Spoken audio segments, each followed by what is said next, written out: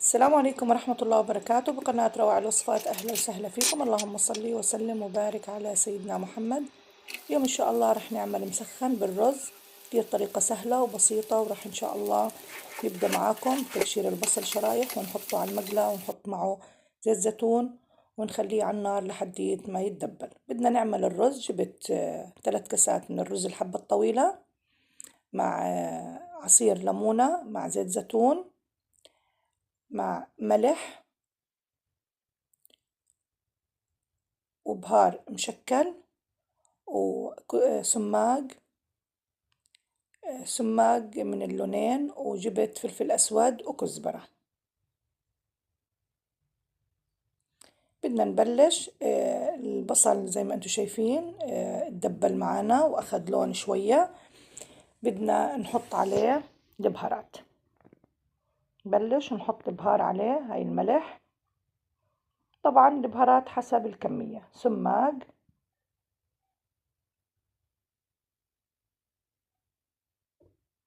فلفل أسود وكزبرة ناشفة مطحونة. ال7 بهارات حركهم مع بعض منيح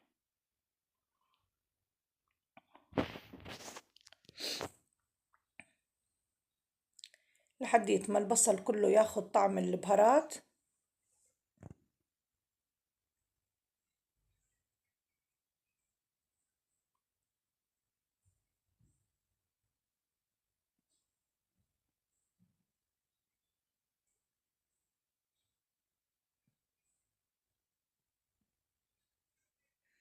بندير زيت الزيتون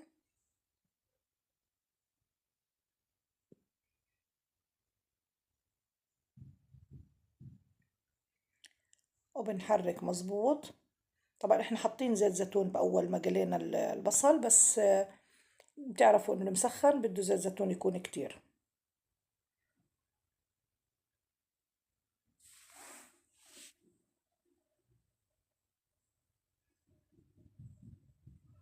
بنخليه شوي على النار، بعدين بنحط عليه كمان شوية سماق. لقيت لونه شوي فاتح، حطيت كمان معلقة.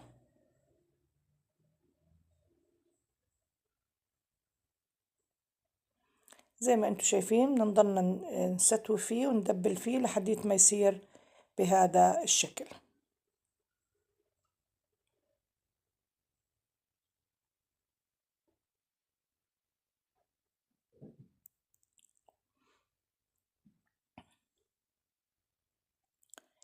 بعد ما صار زي هيك معانا، بدنا نحط عليه، ناخد منه شوي عشان نحط على الوجه منه لما نخلص الأكلة. هذا البصل اللي بدنا نحطه جوات الرز. ناخد كمية منيحة عشان نحط على الوجه.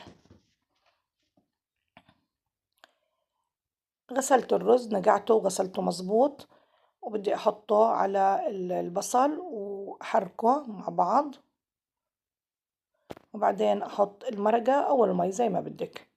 إذا موجود عندك مرقة بنحط مرقة الدجاج، إذا مش موجود بنحط مي وبنحط مكعب مرقة. بعد ما نحركه مظبوط بنحط عليه المي. أنا حطيت 3 أكواب من الرز. إذا الرز حبة طويلة بنحط 6 أكواب مي. إذا حبة قصيرة بنحط 3 أكواب ب3 أكواب ونص. بعد ما سفحت الرز مع البصل حطيت عصير الليمونة. بنحرك مظبوط وبنحط عليه المرقة. بعد ما نحط عليه المرقة بنغطيه، بنخليه شوي أول إشي يغلي مع بعض على نار عالية، بعدين بنوطي النار عليه. زي ما انتو شايفين بدنا نحط مرقة الدجاج اللي سلقناها.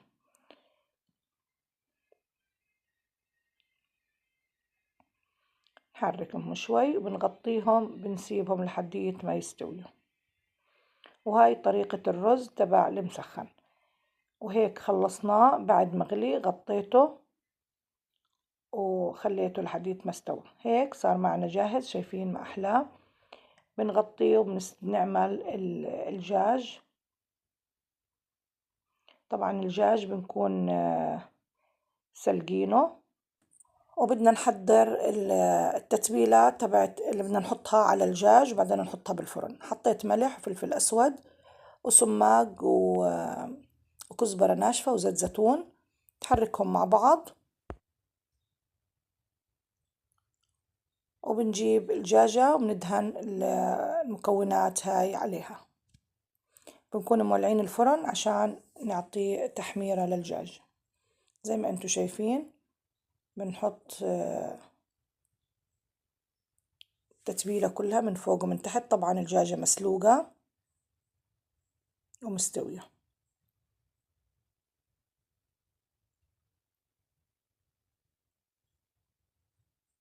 نحط من تحت ومن فوق عليها.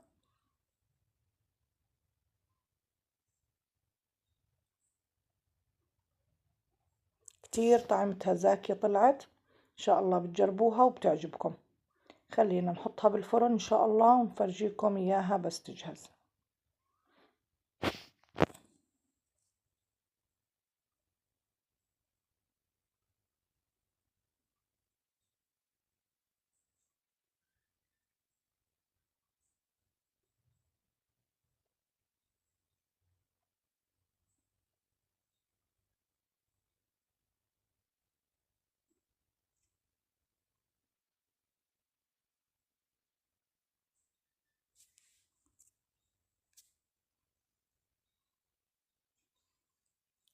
وهيك خلصنا، بدنا نحطها بالفرن. رزنا هيك استوى والدجاج اتحمر زي ما انتوا شايفين. حطيته بطبق التقديم الرز، طعمه كتير كتير طيب. وبدنا نحط الدجاج عليه. بس نحط الدجاج بنحط البصل اللي خليناه اللي عملناه للرز وخلينا منه شوي، بنرش على وجه الرز وبصير أكلتنا جاهزة. إن شاء الله وصفتي لهذا اليوم تعجبكم. وصفة كتير سهلة وبسيطة ومكوناتها كتير كتير سهلة. ما بعرف، أنا حبيتها أكتر من الشراك، إحنا بنعملها بالشراك، بس هاي الوصفة أنا كتير أعجبتني، طعمها كتير كتير طيب. إن شاء الله بتجربوها وبتعجبكم. وإذا عجبكم الفيديو لا تنسوني من اللايك والشير، ويعطيكم ألف عافية. بعد ما خلصنا طبقنا عملت له طحينة وليمون بتقدم معه.